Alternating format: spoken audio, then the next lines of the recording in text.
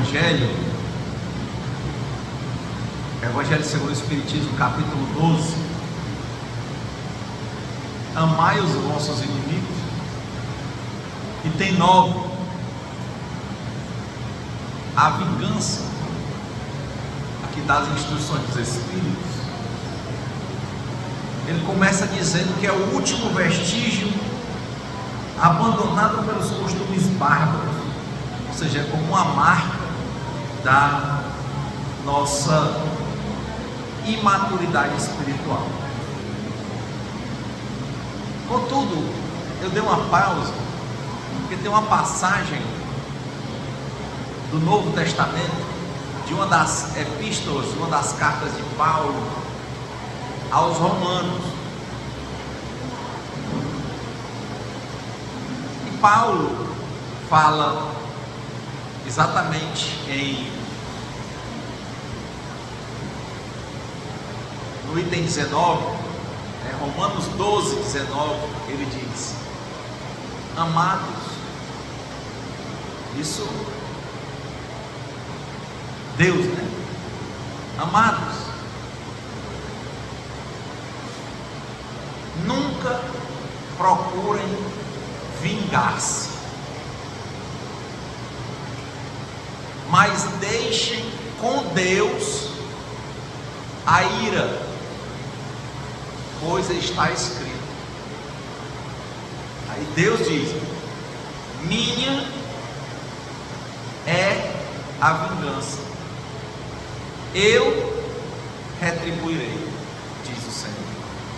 Então, a primeira reflexão,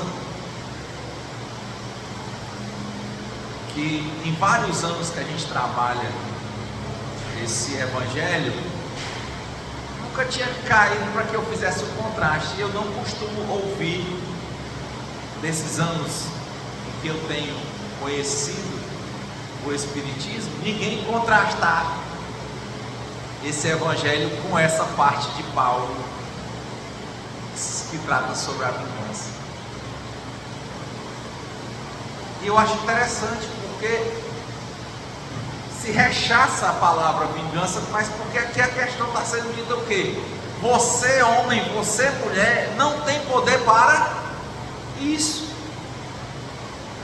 Você homem, você mulher, também não conhece as suas outras encarnações. Você não sabe se o que você está passando com alguém que você acha que é digno de vingança, na verdade não é uma justiça. Como é que você sabe? Por isso que Jesus disse: não julguei. Só Ele, só o Pai que está no céu, que conhece o passado, o presente e o futuro, Ele tem capacidade de julgar. E para Ele nada passa em branco. Ele vai tomar de conta. Ele já está tomando de conta. Ele sempre tomou de conta. Não quer dizer que quando você sofre uma injustiça, e a pergunta de novo, se é que você está sofrendo uma injustiça, considerando a pluralidade de existências que você já teve. Pode ser que você esteja passando por um ajuste. Muitas vezes nós temos como aprender pelo amor, mas só temos facilidade de aprender pela dor.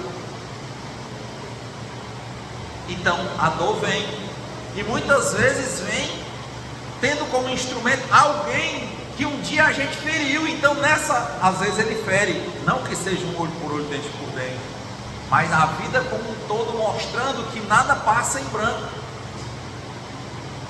Mas quem é o Senhor, juiz, apto a traçar uma pena e apto a condenar? É você? Não, é única e exclusivamente Deus. Então, é muito lúcido esse trecho de Paulo. Não é que quem faz o mal não tenha que reparar. Ele está dizendo é que não cabe a você fazer com que o outro repare. Não cabe a você, porque está numa posição de força, se vingar. Nem cabe a você, porque está numa posição de fraqueza, usar de métodos manipuladores e sorrateiros para se vingar. O que cabe a você é compreender que existe Deus, que é o Senhor da vida, que é infinitamente bom, que é infinitamente justo, que é infinitamente sábio e que Ele está tomando sempre de conta do que é dele, sendo que você também é dele, sendo que o outro que você acha que está injustiçando também é dele, sendo que esse corpo é dele, que essa vida é dele. Então Deus cuida. Então não queira se vingar.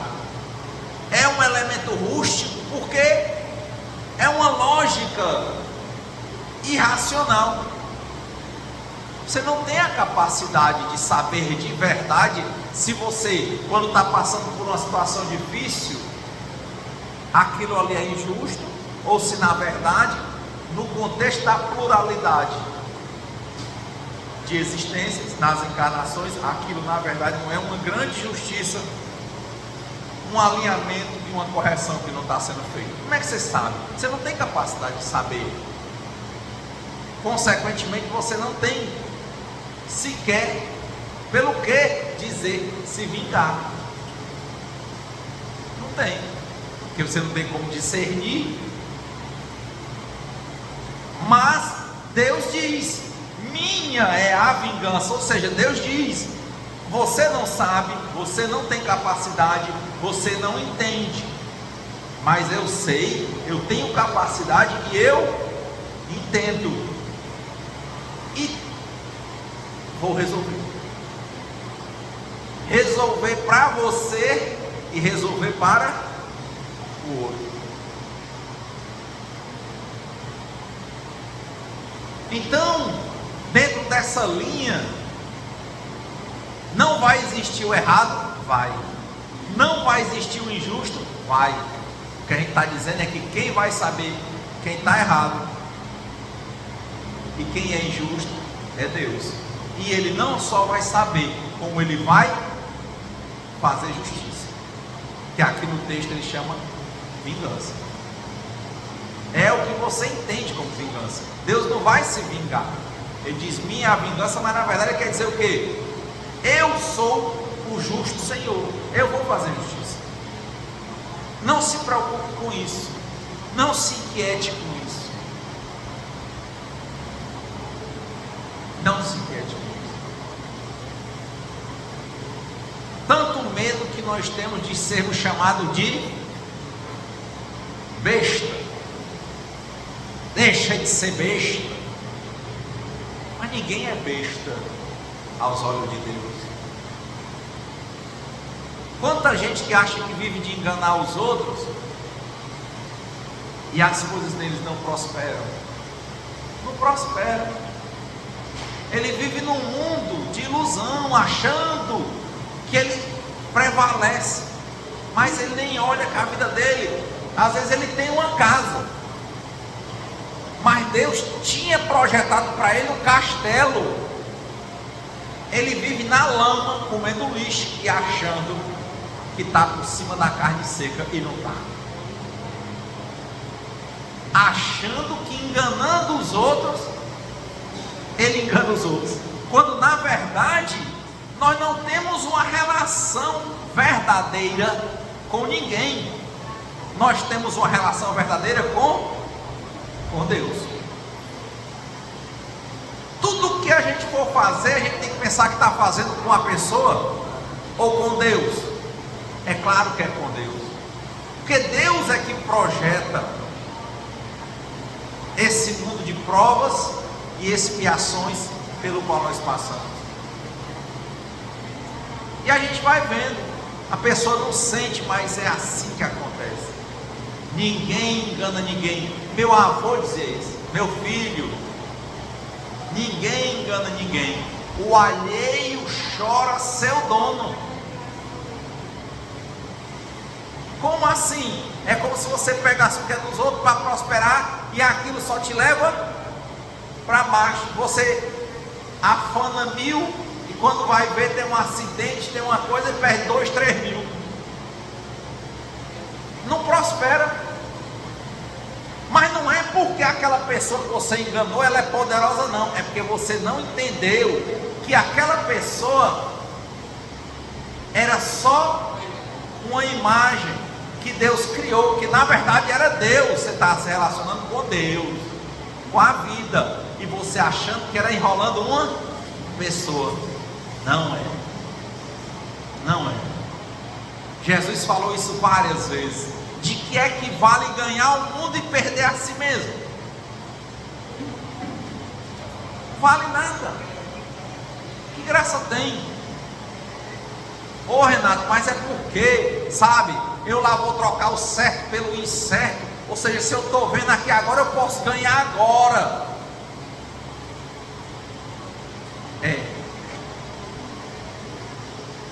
Será que é ganho mesmo? Será que não era mais um teste de Deus para ver o que é que tem dentro do teu coração, o teu desapego, a tua maturidade, e você vai e caiu, se perdeu por besteira, não valia se perder nem por muito, valia por pouca coisa. Dá muita vontade às vezes quando a gente vê algo fácil de ficar. E quando a gente acha que ninguém está vendo,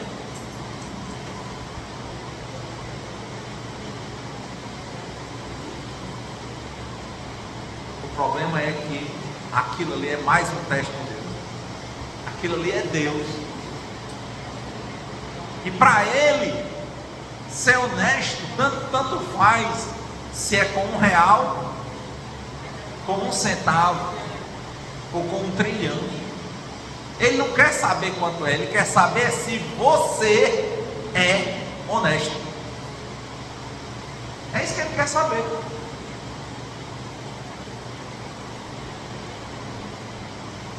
Não importa. E a medida da sua maturidade vai te dizer o que é que você vai receber. Se é bônus ou se é ônus. Se você vai ganhar coisas ou se você vai perder o que você tem. Porque você achava que estava se relacionando com uma pessoa, quando na verdade tudo na vida, todas as pessoas são Deus se relacionando com você. Rapaz, eu tenho um avô, um pai idoso, uma mãe, está doente, fizeram tudo por mim, mas agora eu tenho a minha vida, ó. É agora que a minha vida está no auge. Lá vem minha mãe, meu pai, meu avô, minha avó adoecer e ficar nas minhas costas.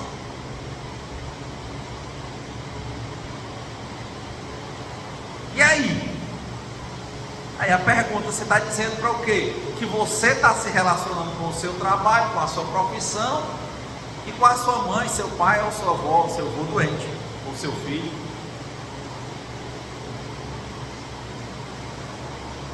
E aí você está escolhendo, ao invés de ser por ele, ser por você. Mas de novo, ali é uma situação que Deus está manifestando para você. Não é sua mãe, seu pai, sua avó, seu avô, seu filho, sua irmã. É Deus querendo saber como é que está o teu livre-arbítrio, como é que está o teu coração, qual é o teu nível de desprendimento. Rapaz, rapaz, mas eu vou lá deixar de assumir meu emprego e não sei o que. Mas rapaz, mesmo sabendo que aquele pessoal fez tudo isso por você quando você era criança, ou quando você estava com necessidade, mas eu vou deixar por causa dessa pessoa, já está velho mesmo, era bom era que morresse. A pessoa às vezes não diz, mas pensa. A questão é que Deus sonda os nossos pensamentos. Tá. Mas mesmo assim, pensando, Deus não está te condenando, não. Ele deixa você pensar. A pergunta é, independentemente do que você está pensando, qual é a sua escolha? Como é que você vai agir?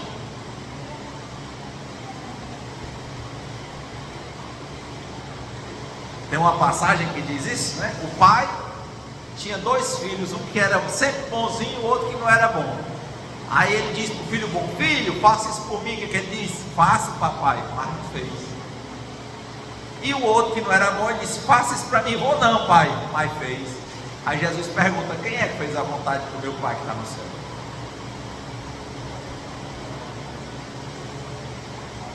Você pode pensar o que você quiser, meu amigo. Agora, como é que você vai fazer que é a questão. Pensar, a gente pensa.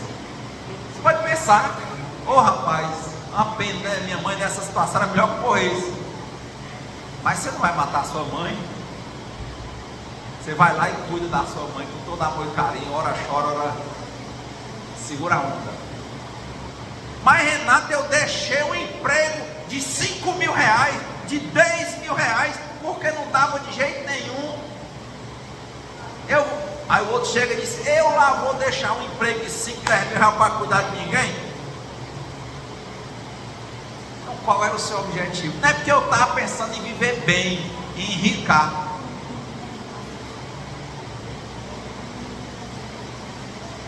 Tá. Mas de novo, às vezes você quer uma casa grande e boa, e Deus tem previsto para você um castelo. Você está olhando para essa casa, mas Deus tem um castelo. Não importa qual é o tempo que você vai conseguir sair, se Ele tiver previsto para te dar, Ele vai te dar. Mas muitas vezes Ele te dá depois que Ele te desafia a escolher, para ver se você está pronto para receber, se você tem a capacidade de se desapegar. Quanta gente que acha, começa a vida bem novinho, já passa logo no concurso, vai a um casamento, parece que vai igual um jato supersônico a 1.800 km por hora. Aí com pouco tempo, hoje meu companheiro estava contando ali de uma pessoa, né? Levou uma queda, quebrou um braço, chegou no hospital, deu tipo uma bactéria, depois teve um problema que aspergiu coisas pro pulmão, está na UTI, morre não morre. Você vai igual um jato, mas quando Deus disser para. E tem gente que a gente vê que entra para morrer. Meu pai mesmo, já demente, na pandemia, ficou na zona de recuperação num hospital desse, todo mundo com Covid. Muitos colegas nossos aqui do centro desencarnaram com Covid, e meu pai saiu, beleza.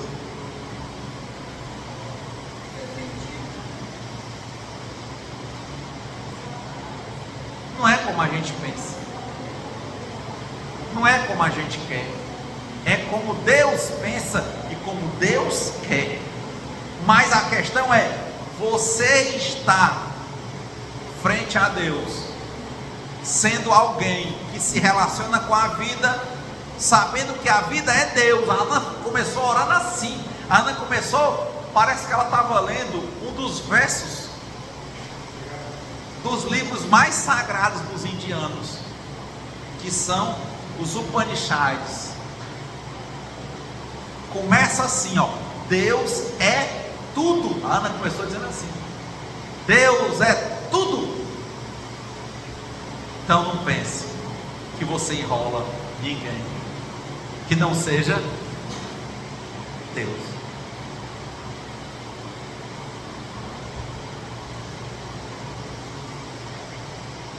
Não, mas aquele bicho ali merecia, ele é malandro. Ele é Deus.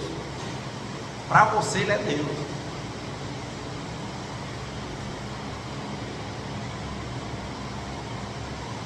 Quem tem poder para se vingar, quem tem poder para fazer justiça, e quem disse que vai fazer é Deus, não é você.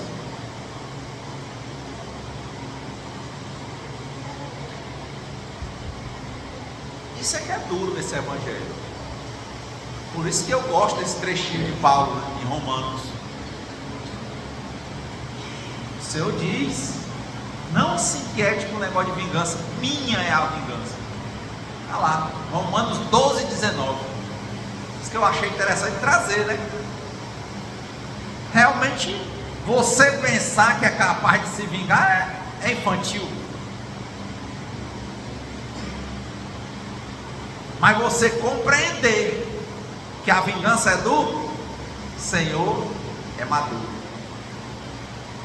Você, quando compreende isso, entende que você não se relaciona com nada que não seja com Deus, porque Deus é tudo. É isso. Olha, eu vou trabalhar com uma pessoa ali, rapaz, esse velho é muito sem vergonha, ele não sei o que, eu vou enrolar ele. Não é esse velho, esse cara é, para você ele é Deus. Porque quem é justo no pouco vai ser justo no muito. E fazer o que gosta, mesmo gostando do que não presta, vicia. Aí lá na frente você diz assim, por que a minha vida não dá certo? Porque você não dá certo. Você não está certo. Essa conversa não é comigo, era para você olhar para Deus e dizer: Senhor, eu sou isso. Eu tenho vontade de pegar o que é dos outros. Eu tenho vontade de fazer justiça com as próprias mãos.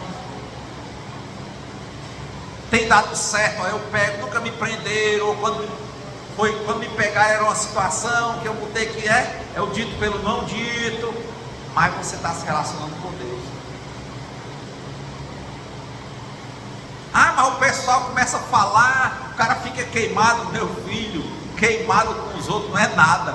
Queimado com Deus é o bicho. Pode os outros falar o que quiser, mas quando você está numa situação que tem uma conta cheia de ônus, cheio de pena para cumprir, aí o bicho pega.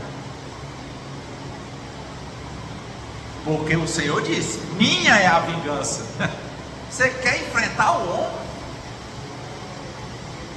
Pois vai. Ele não vai dizer que não faça. Ele está aí, ele está só. Deus só está te dizendo o que a Ana disse: Deus é tudo. Tudo que você se relaciona é com Deus.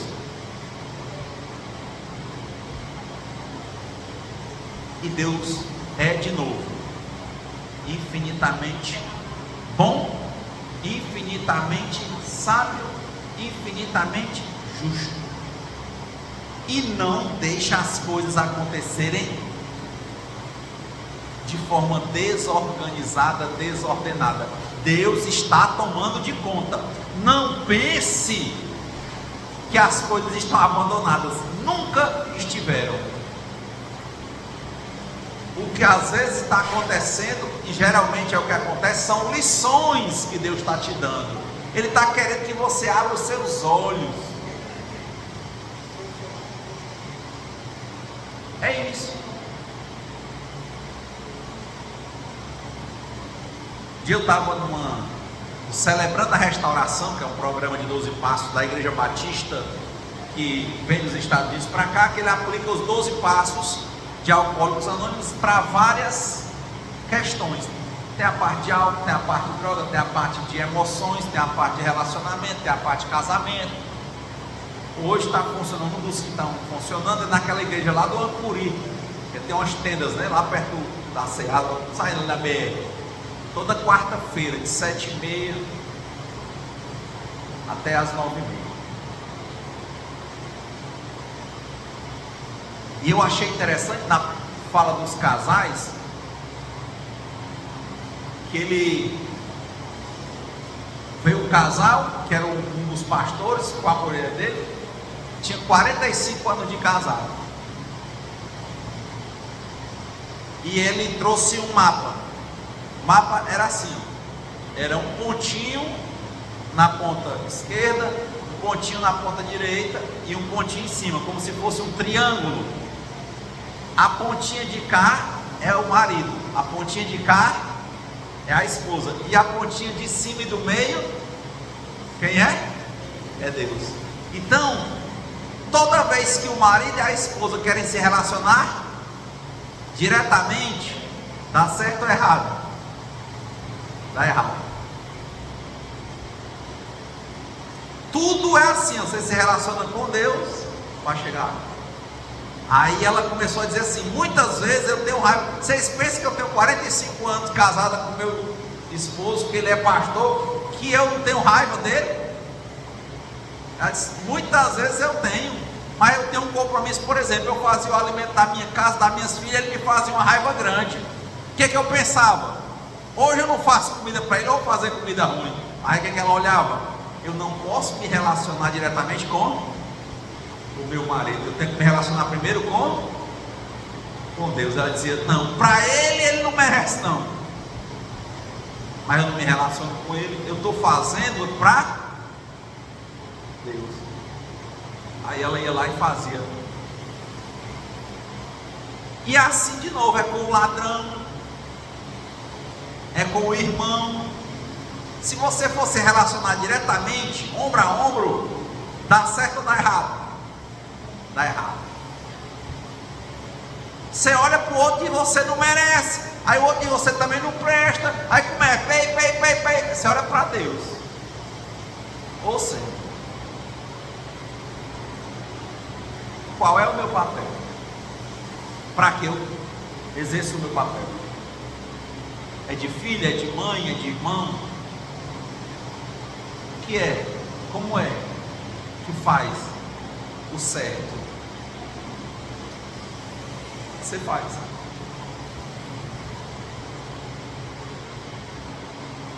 E você não está sendo besta para ninguém, porque você está fazendo as coisas para quem? Para Deus.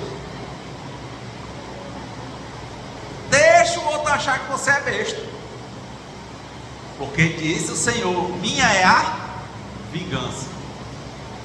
O que ele vai fazer? Eu não posso fazer nada. Viva e deixe viver.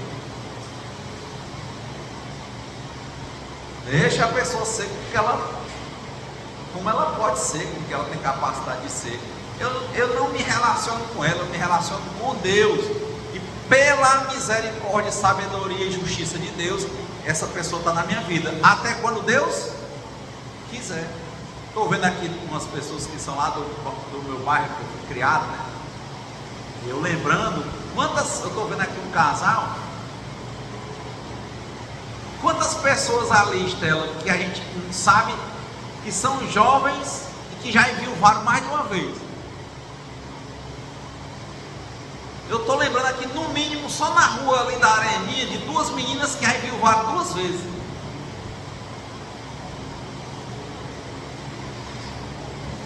E a gente olha para a pessoa que está com a gente e acha que, né? Mas só está até quando Deus quer. A relação não é com o outro. Eu fui para essa viagem agora, passei 22 dias viajando pela Europa, a trabalho. Meu filho, até falei, né? Antes ele sonhou que o pai acordou com o pesadelo, ele achava que um dia ele ia, esperava eu chegar e eu não chegava, como se eu morresse numa viagem. E sempre que eu viajo eu penso, pode ser que eu não volte. Mas eu estou aqui.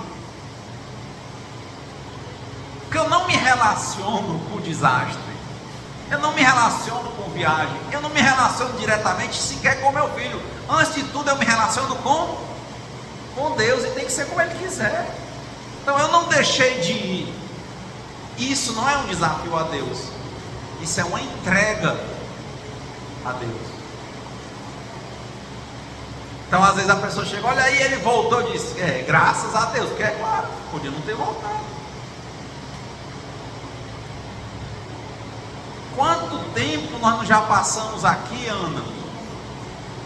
Quantas pessoas nós já vimos assumirem posição de destaque aqui no centro e se afastaram totalmente?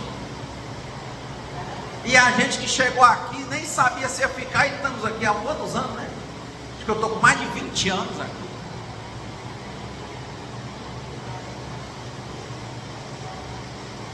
Conheço um monte de centro, vou à igreja católica, sou batizado evangélico.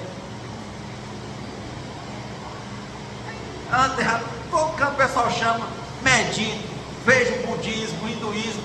Tem 20 anos que eu estou aqui. Por quê? Porque eu sou bom? Não, porque Deus quer. Pronto. Tem gente que vai, conhece uma religião, aí vai lá e abandona a outra. Tudo bem, eu tenho ido e tenho voltado. Sem nenhum problema. Ontem eu tive um evento da igreja evangélica, tranquilo e calmo. Estava participando do coral na igreja Mormon. Tranquilo e calmo. Um dia eu fui para a procissão lá na igreja São José Operário. Não tem problema. Eu não vejo. Mas só estou aqui porque Deus quer. E só estou falando porque Deus quer. Tem uma passagem, eu gosto muito dos indianos, muito, já devem ter percebido. Eu li um dos livros mais antigos, tradicionais do povo indiano, que chama Mahabharata. É um livro riquíssimo. Eu li, depois eu ouvi, depois tive um curso com uma professora. Tem uma passagem que é muito marcante, porque a história central de várias lições que tem, era uma família em que uma família tinha os primos, uns eram para ser os reis, um era para ser rei, mas quem era rei era o primo, porque o pai do outro tinha passado um tempo fora. Quando ele voltasse, era para ele ser logo o rei. Mas o outro que estava no poder não quis entregar. Eles ficaram bem como primos. Quando ele chegou, ele já tinha 15 anos. Conviveram e tudo. Quando chegou a idade dele ser o rei, o primo não quis entregar e a família não quis entregar. Era do outro. O reinado era dele, eles estavam lá temporariamente, mas eles estavam há tanto tempo no poder que não quiseram entregar. Não acontece, né? Quando a gente está com o que é dos outros e não quer entregar. Está tão bonzinho, né? Está servindo para nós. Sim, e está aí, devolva. Não entregou. Ele tinha 5 irmãos, o que era para ser o rei e não era, e o outro tinha 100 irmãos. Como eles estavam muito tempo no poder, há muito tempo no poder, tinha muitos reinos favoráveis a ele. E os outros, como não estavam no poder, não eram político de nada, só tinha os amigos. Então era lógico que o outro, se não entregasse, se fosse pela razão humana, quem ia perder? O que tem 5 irmãos e os amigos? Ou o que tem 100 irmãos, um reino e todo mundo com ele? Quem é que vocês acham que iam perder? O rei? Estava no poder, ou que só tenha 5 irmãos? Quem é que vocês acham que perde? É como pense você enfrentar o Donald Trump e os Estados Unidos todinho, você ganha? É o mesmo caso. Um cara, 5 irmãos e os amigos, e um rei com um exército e tudo mais. Os 5 irmãos eram bons, eram lutadores, mas era isso. Aí eles têm uma fé muito grande, e um Deus encarnado, porque lá Deus é um só, mas ele tem essa trindade, né? O Deus que cria, Brahma, o Deus que mantém, Narayana, e o Deus que transforma, Shiva. E o que mantém, quando o mundo está desorganizado, vez por outra ele vem e reencarna no mundo, para botar a ordem no mundo. Então ele estava encarnado e era um príncipe que estava agora reinando, que o nome dele era Krishna, o nome é conhecido, é Krishna. Então, tanto o rei que estava no poder usurpando o trono do outro, quanto o outro tinham fé e respeito por Krishna. E foi travada, ia começar uma batalha entre eles, e todos os dois líderes foram falar com Krishna. Quando Arjuna, que era o representante, Yudhishthira, que é o irmão de Arjuna, esse aí era os pobres, os pequenos, né? Foi atrás das bênçãos de Krishna, chegou no quarto e Krishna estava dormindo. E ele, para não incomodar, ele se ajoelhou aos pés dele e ficou esperando ele acordar. Quando ele estava lá, o rei, que é o usurpador, o primo dele, chegou também para falar com Krishna, para pedir apoio. Ele já não via Krishna como uma entidade divina, ele via Krishna como um rei. Ele queria um apoio para a batalha. Quando ele chegou lá, como ele estava na posição de rei, Krishna estava dormindo. Ele chegou de uma vez e Krishna acordou. Ele foi logo para perto da cabeça de Krishna, enquanto o primo dele, o que estava sendo usurpado do trono, ficou aos pés de joelho, esperando o outro acordar. A humildade, a postura dele, com o que ele entendia como um Deus. E o outro, porque era o rei, chegou logo chegando, né, do lado do outro, na cara. Quando ele chegou, o Krishna acordou. Como ele estava dormindo olhando para baixo, quem foi que ele viu primeiro? O povo. Ele olhou. Quando ele olhou, aí o outro falou: eu cheguei. Ele disse: sim, mas eu vi aquele primeiro. O que é que você quer? Aí disse o que é o rei, o primo usurpador, disse assim: nós vamos para a batalha, eu quero a sua bênção e quero o seu apoio. Krishna disse: muito bem.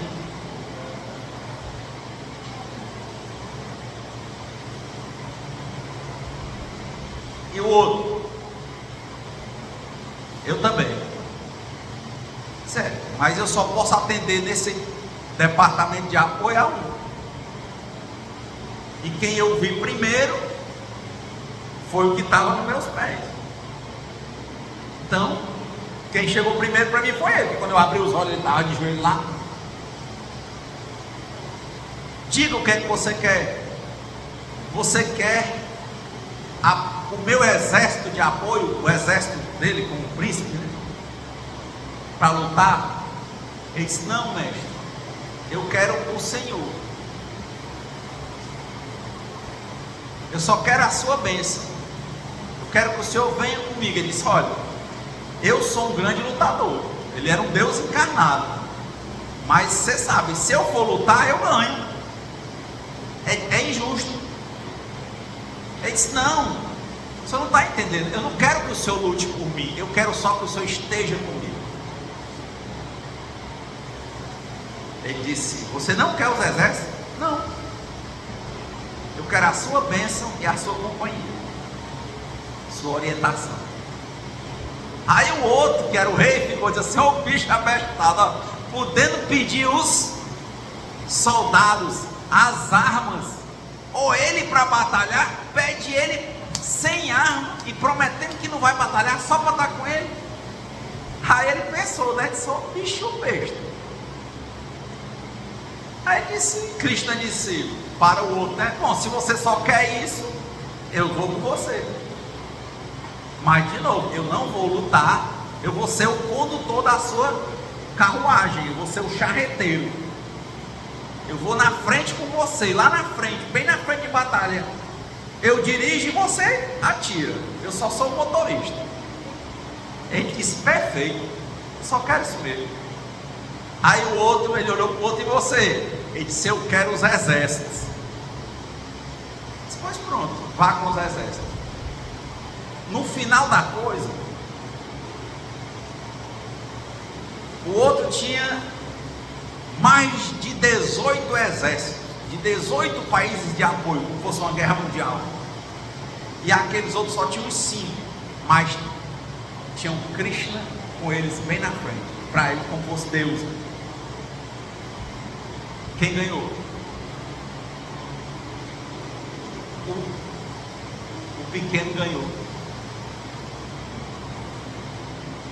Se você for estudar as guerras, quantas guerras a pessoa está mais preparada e perde a guerra? Dizem que Napoleão era invencível.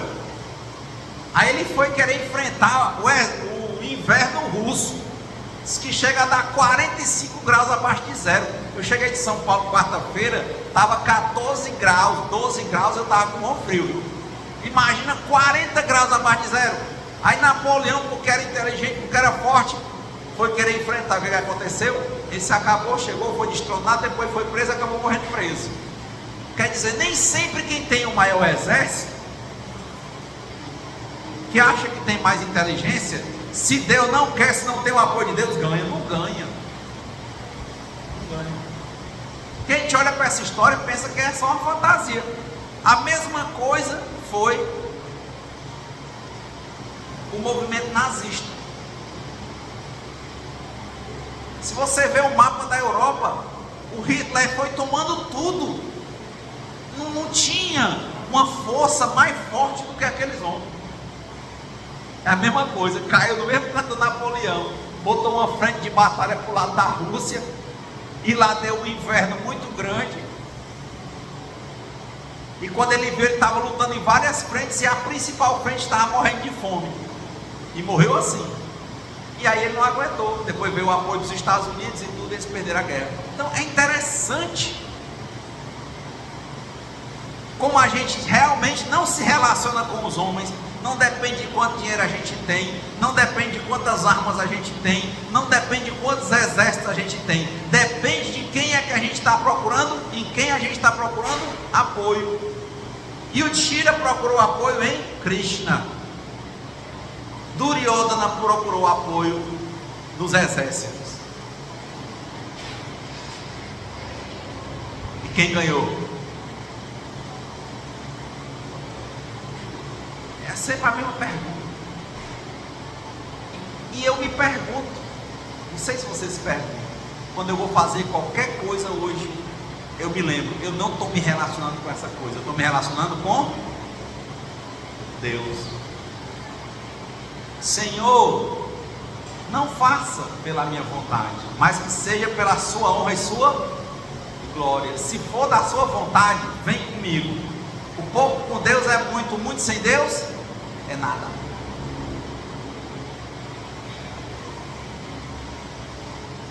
Muitas vezes que eu achei que eu estava podendo, eu perdi a batalha. E muitas batalhas que eu achei que eu ia perder, eu chamei logo Deus para estar perto de mim, abri meu coração, porque ele não sai, mas meu coração fica fechado. Eu venci.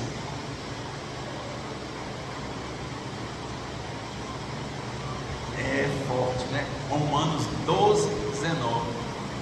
Não se preocupe com vingança. Minha é a vingança, diz o Senhor. Mas é danado para a gente olhar porque tem um cargo, porque tem um dinheiro, porque tem uma arma, porque não acha que não está sendo visto, porque é mais sabido do que os outros. A gente acha que com isso a gente vai vencer, não é isso não? Porque a gente é mais bonito, ou mais rico, ou mais inteligente, ou mais poderoso, a gente acha que vai vencer. Mas a história mostra que não é fato isso. A realidade, a verdade mostra que quando a gente vai com Deus, a gente é invencível. E quando a gente vai com a força da gente, que a gente acha que é invencível, a gente é destruído. Realmente, eu não sou nada, mas Deus está em mim. Se eu vou com Ele, eu sou invencível. E às vezes eu acho que eu sou alguma coisa, que nem me lembro de chamar Deus para participar, nem abre essa porta. E aí é uma queda. Quem já passou por isso? Só eu. Já passaram por isso ou não? Se a gente achar que pode e não botar Deus, tá vendo? Deus, a oração da Ana, Deus é tudo. Você não, olha, eu estou vendo uma senhora ali de máscara. É uma besteira. Essa máscara é Deus. Deus é tudo. Um óculos, um cabelo, uma topada, tudo é tudo. Tem outra passagem de Ana que eu gosto de contar aqui, né? Que tinha um ser que era antropomorfizado, ou seja, ele tinha características de homem, né? Que era um macaco, que é uma divindade na Índia, chama Hanumandi. E o Hanumandi estava na batalha e a bota dele afrouxou. Ele chegou num templo, estava todo mundo conversando no templo. Ele tinha uma estátua, ele botou o pé em cima da estátua, tipo fosse assim uma estátua de santo. Ele botou o pé em cima da cabeça da estátua para acochar a bota. Quando ele botou o pé na cabeça da estátua, o pessoal, ei, tira o pé, tira, é Deus. E ele com o pé em cima da cabeça da estátua, aqui com o cadastro na mão. Tira, é Deus, tira. Aí ele não tirava o pé e disse, rapaz, por que você está teimando? Porque você está dizendo que é Deus. Você está com o pé em cima de Deus. Por que você não tira? Ele disse, e como é que eu tiro o pé de cima de Deus, se Deus é tudo?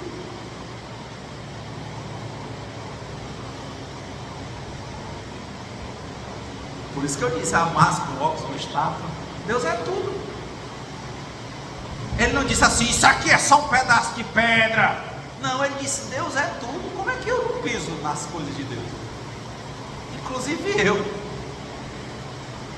O fluido cósmico universal, a energia, a força vital de tudo vem do Criador.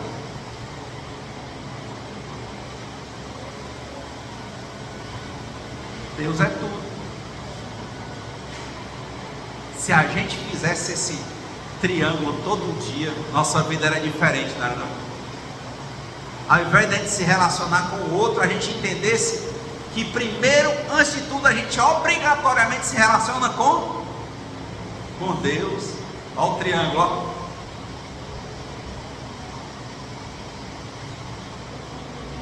Primeiro Deus para chegar ao outro. Primeiro Deus para chegar ao outro. Rapaz, o cara bateu no outro, ele bateu em Deus. Antes da mão dele tacar na cara do outro, tacou na cara de Deus. Não, era eu que bati, foi nele. Não, você está se relacionando é com Deus, você não está entendendo. Uma encarnação, ela é como um programa, é como um programinha de jogo, de fases. O Criador criou a fase do jogo. Você está se relacionando é com Deus. Você acha que é um boneco, você acha que é a sua mãe, você acha que é seu pai, você acha que é seu filho, você acha que é seu patrão. Não é.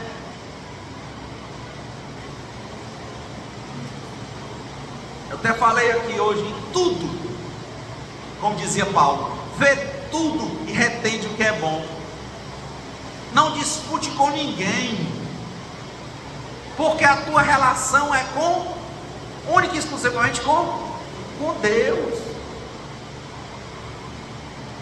É o que diz Emmanuel para o Chico Xavier: dou aos outros o direito de serem como quiserem, mas eu tenho o dever de ser melhor do que eu mesmo, a cada dia, sem ter a pretensão de ser melhor do que ninguém, porque eu não estou me relacionando com vocês, eu estou me relacionando com Deus. Se Ele me deu uma voz, eu tenho que usar ela melhor. Se Ele me deu capacidade de estudar, eu tenho que estudar mais. Eu tenho que todo dia terminar o dia melhor do que quando eu comecei. Eu tenho que aprender mais todo dia. Quando? Para sempre.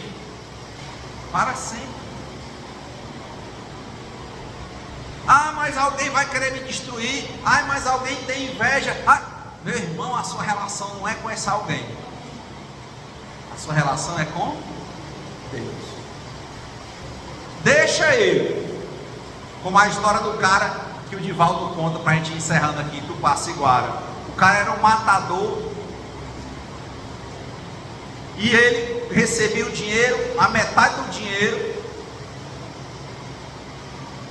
para o serviço. Aí ele ia para a cidade, no interior, procurar a pessoa, identificar, ficava acompanhando, e a outra metade era quando ele entregava o jornal com a notícia que a pessoa morreu. E esse grande matador, era uma época de inverno, ele estava cercando para matar um fazendeiro. Não é que era uma noite escura e ele acossando ali pela fazenda, ele não pisou numa pedra com lodo, caiu cheio de pedra, e ele bateu um ponto da coluna que ele ficou tetraplégico. Foi encontrado muitos dias depois, e quando João Custódio Machado, que o Divaldo Franco conta, encontrou com ele, ele vivia no hospital solitário, ficou lá, não tinha parente, não tinha nada, consciência total, mas não mexia nada do pescoço para baixo.